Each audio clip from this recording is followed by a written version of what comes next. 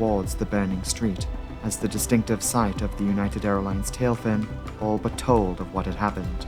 It was clear that a plane had just crashed in their neighborhood, and many had that feeling inside them that maybe there could still be people who needed the help of first responders.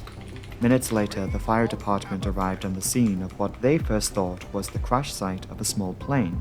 When it was discovered that this involved one of the largest planes in the world at the time, more calls for firefighters went out across the city. Police had to intervene to contain the crowds that had filled the streets.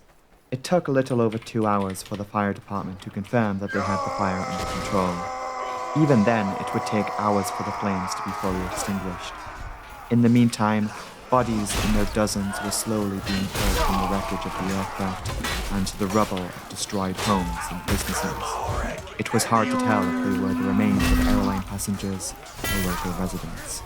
Brooklynites were left just waiting to hear who else had been lost in the disaster.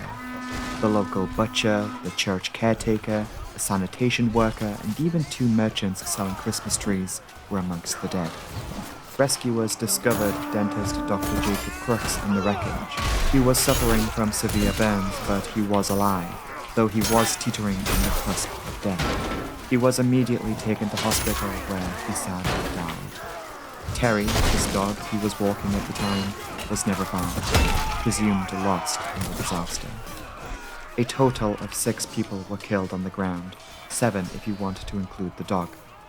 When the sun rose into the sky that morning, this was the sort of neighborhood where residents would sit on their front doorsteps and watch whilst their children played in the street. By the afternoon, the same street looked like a war zone.